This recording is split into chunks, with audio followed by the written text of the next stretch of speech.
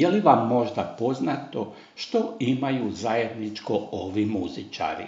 Buba Koreli, Đalabrat iz Imperije, Svetlana Ceca Ražnatović, folk pjevačica, i Tu Čelos. Tu prije svega mislim na Stjepana Hausera iz Tu Čelos. Što je zajedničko ovim domaćim zvijezdama? Prije nego što krenemo dalje, zamolio bih vas da kliknete na pretplati se ili subscribe i upišete se na moj kanal Video poruke. Hvala lijepo. Da, svi oni imaju milijone pretplatnika i milijarde pregleda. Dobro ste čuli, to je upravo to. Evo pogledajmo Imperiju, to je trap glazba.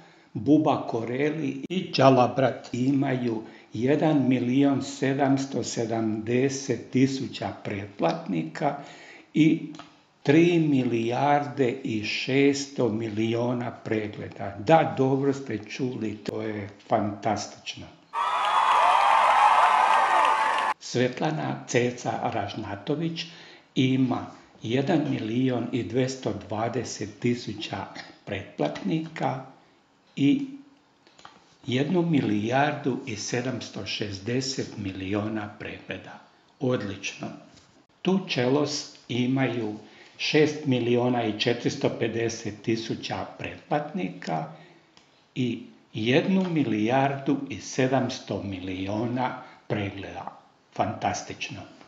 Sam Stjepan Hauser bez Tu Čelos ima 2.660.000 pretplatnika i 800 milijuna pregleda. Njemu još malo fali do milijarde.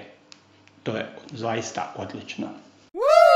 Evo, to su glazbene zvijezde koje vladaju našom regijom.